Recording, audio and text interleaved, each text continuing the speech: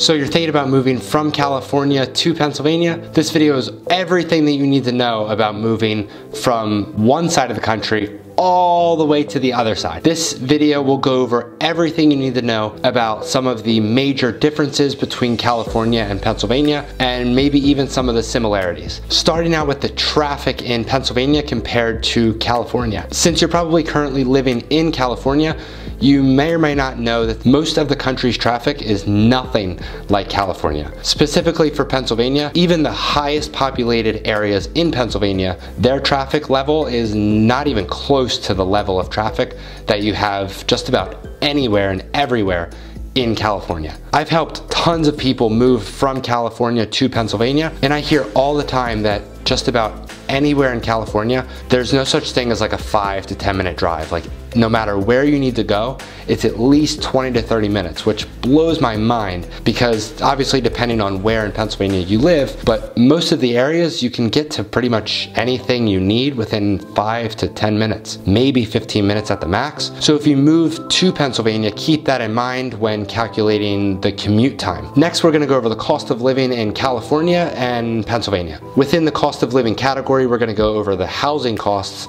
along with the taxes in both California and Pennsylvania. Starting out with the average home sale price in Pennsylvania, which is only $240,000. But keep in mind, that's just the entire state's average. Obviously, there'll be areas that are much, much higher, and even areas that could even be lower than that. And comparing that to the average sales price in California, which is $640,000. So a difference of $400,000 just in the average sales price between the two states. So if you live in California, you might have a house that's worth more than $640,000 or potentially less, but let's just take the median for the entire state and apply it over to Pennsylvania to see what kind of home you could get for the same average sales price that's in California. So taking a look here, we can see that most of the homes around that price point are single families. This is pretty much all throughout Pennsylvania. You can see a new construction here for $625,000 in Conshohocken. A couple more new constructions down at the bottom in Downingtown for about $640,000 to $650,000.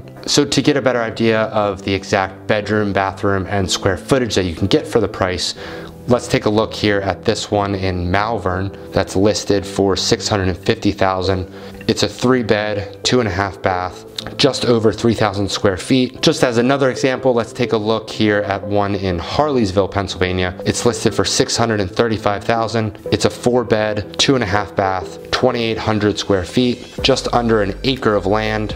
And this one's listed at $635,000. So if you're currently a California resident, you may be shocked at what your money can get you in Pennsylvania compared to what it can get you in California. A couple things about the Pennsylvania housing that you may need to get used to is that we don't have as many single-story homes as you do out in California because we don't have the earthquakes. Speaking of earthquakes, we'll talk about that later. Another difference that you'll instantly tell is we don't have the clay roofs. And although some homes in Pennsylvania have stucco, most are brick or block. So moving over to the taxes in California compared to Pennsylvania, California has 9 different tax brackets, all the way from 1% to 12.3%, compared to Pennsylvania that has a whopping 1 tax bracket, because Pennsylvania is actually what's called a flat tax state, which means no matter how much you make, everybody is taxed the exact same. So for example, if you're currently living in California and you're married, and let's say you have a household income anywhere from $122,000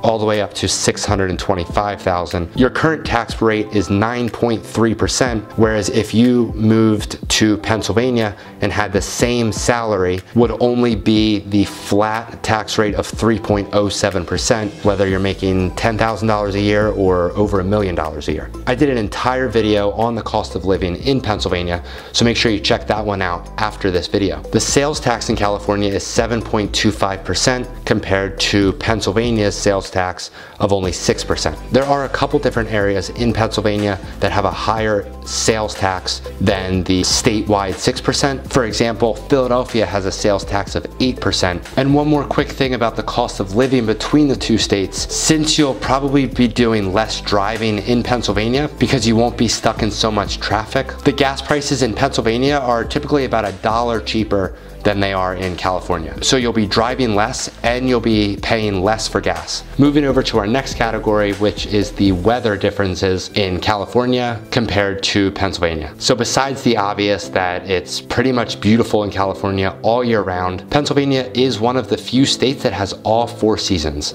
So we have winter, spring, summer, and fall. The average summer temperature in Pennsylvania is anywhere from 75 to 95 degrees. Some days can reach over 100 compared to the California average temperature in the summer, which is 91 to 97 degrees. The East Coast has more of a humid summer instead of a dry, hot summer like the West Coast does. And that's due to just all the precipitation that we have in Pennsylvania because it actually rains here. Speaking of raining, that's one major thing that you don't have to worry about pretty much anywhere in Pennsylvania, and that's wildfires, forest fires, or anything like that. I was born and raised in Pennsylvania, and I've never had any sort of do not burn notice or anyone ever tell me that you can't just start a bonfire in your backyard any time of the year. Although some cities and areas don't allow it just because of the dirty smoke, but people in Pennsylvania can actually burn their leaves. So it's extremely common to see people have a bonfire on maybe a chilly summer night or just about all winter long. Speaking of dirty, smoky air, smog is something that you will never have to worry about in Pennsylvania. The air quality in Pennsylvania is significantly better than it is in California. The average winter in Pennsylvania ranges anywhere from a low of 19 degrees to a high of 33 degrees. Sometimes in the middle of winter, you'll get one random day of 50 degrees, but the next day could go right back down to 19. And if you're moving from California, that may seem extremely cold, and you're right, it's very, very cold. But the best part about it being that cold is we get a decent amount of snow here in Pennsylvania, which gives you a whole nother option for activities to do in PA